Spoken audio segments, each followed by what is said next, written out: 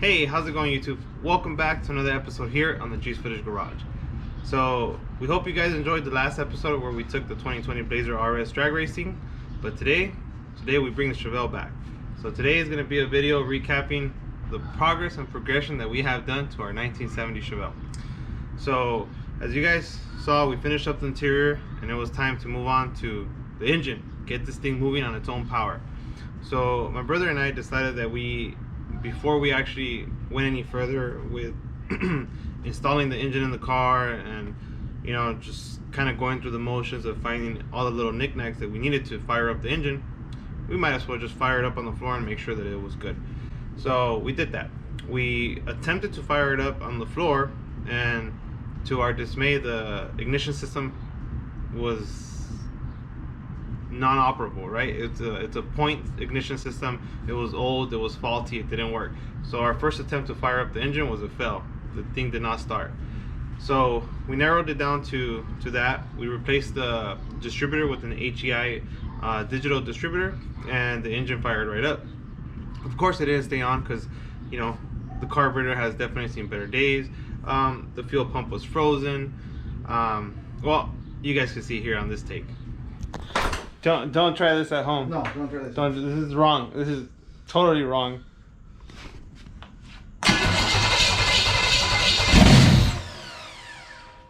It runs. It runs.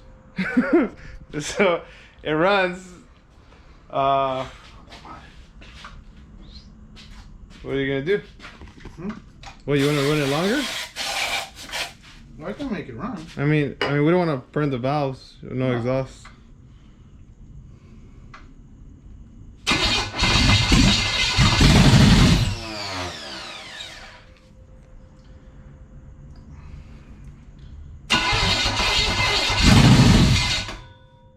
It runs. It runs. So it runs. We can take it So apart. it sounds good, guys. There's nothing's broken in there, so unless it's broken out. The good old motor only needed some spark. So we tried to start it the other day. We couldn't get nothing, and then we saw that it had a broken distributor.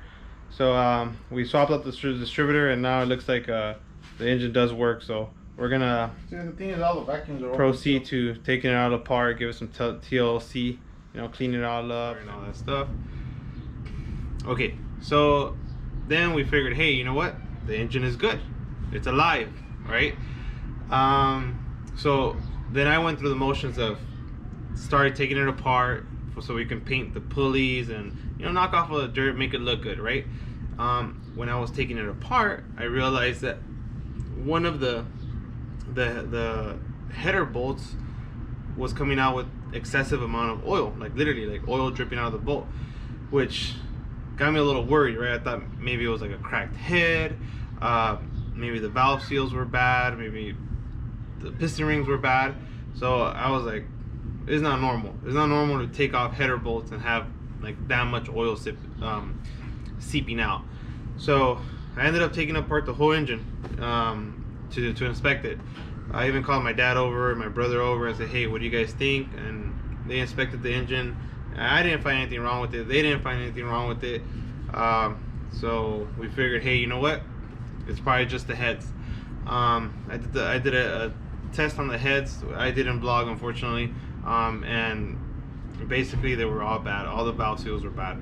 So I went on the hunt for a engine rebuilder that did heads, and luckily my brother had an old-time friend that still does this. He rents a little section out in a garage in an automotive repair shop, and he went ahead and took care of the head rebuilding for me. Basically resurfaced them, changed out the seals, hot tanked them, all that good stuff. I took him a brand new set of valve springs because I am putting a cam in this motor. Might as well take it all apart, might as well take advantage and put a cam in there. But I'll show you guys the process of getting the heads rebuilt here, so you guys can see here. Ahí donde mismo?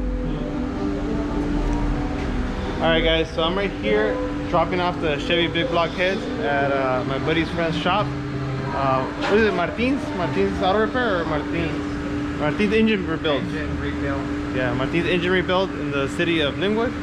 And I ran into my friend right here, Christian. What's up, bro? What are you building, broski? 351 Windsor for a lining. Let's check it out. Let's check it out. 94 lining. Big boy toys or what? Yeah.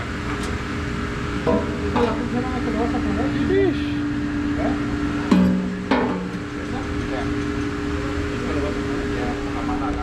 So yeah, guys.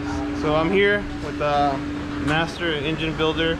I'm gonna have him rebuild the heads, resurface them, the whole 9 yards. I'm gonna bring him later the valve springs so you could check the height on them and everything once installed for our cam, and it should be pretty good. So see you guys when we get back home. So remember how these things look.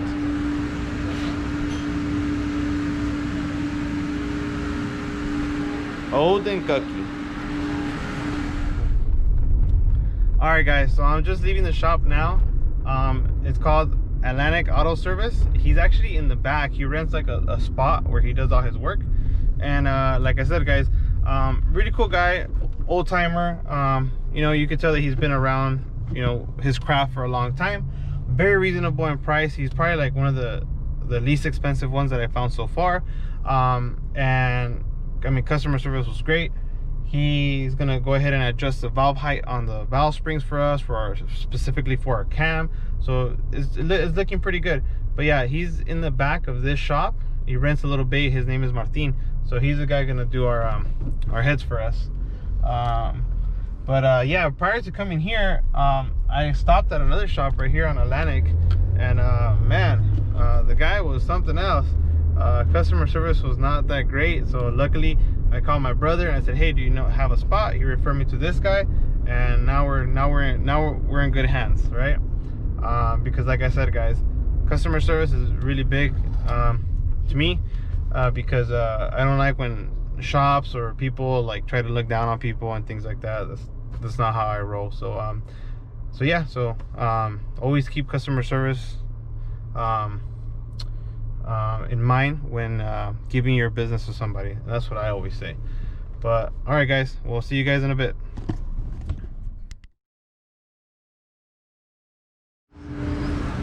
Oh yeah, they look nice. ¿No tenía nada malo? ¿No estaban traqueadas? No, traqueadas no, pero sí tenía dos guías un poco rojas. Oh, ok. Pero yo las ajusto con el lunes, con esa poquito rojo. Oh, ok. Y aquí están tus válvulas. Nice. Esas también se tienen que hacer como machine, ¿verdad? Sí, tienes que. Quedaron bien bonitas, para que asienten las dos ahí. Look at that, guys. Sí. Sí, así ya te las termino para que te las lleves, porque me estoy llenando de cosas. Sí, me parecen nuevas. Casi, pero no. Yo te pongo eso. Well, guys, I'm gonna let the man get to work. I dropped off the stuff, and we'll see you guys when we pick them up.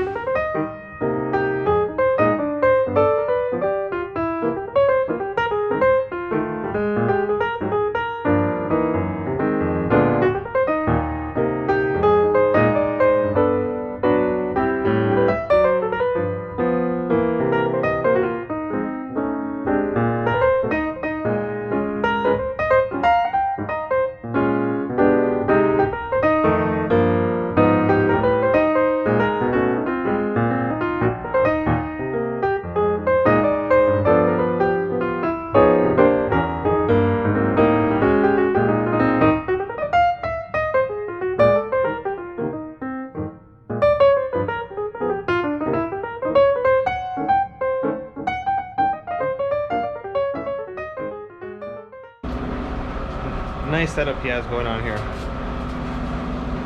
The heads look really beautiful, guys. Look at that. Man. It looks like they just rolled out of the GM assembly line. Really nice. Basically, like hot tanks them, gets them nice and clean. That's his hot tanker right there.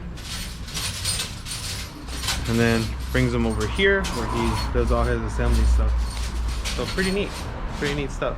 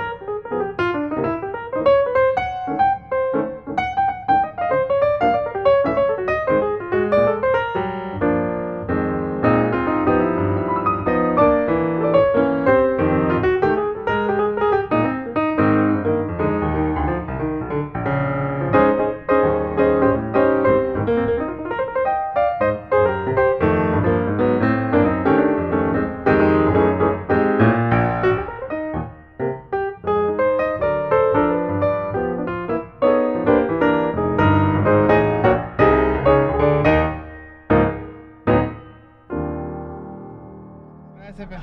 Thank you. Ahí estamos. So, very cool, guys. Very cool. He just brought me the box.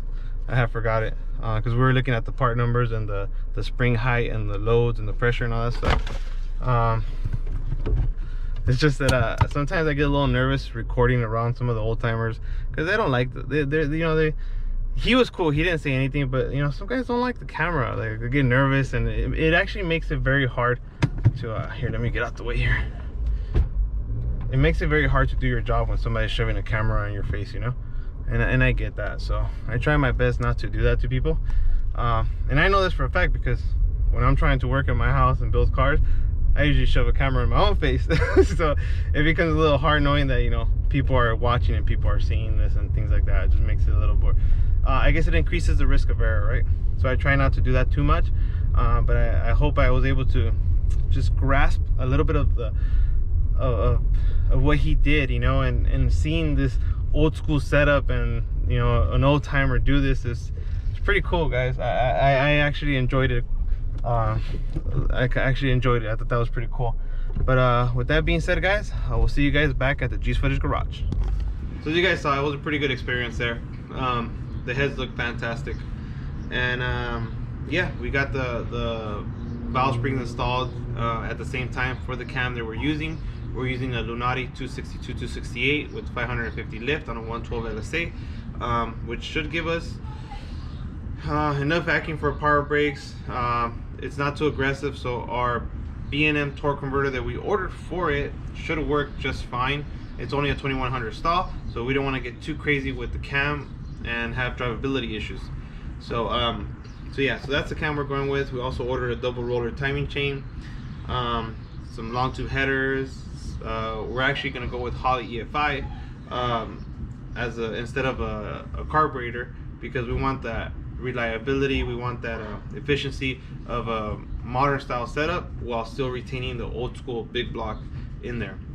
So yeah, guys, that's where we're at. So then rebuild the heads and moved on to scraping and scraping and scraping and degreasing and degreasing and degreasing to finally rattle canning this engine to make it look like this. And as you guys see, it looks pretty good. Let me show you guys some of the parts that we have for it before we close this video out.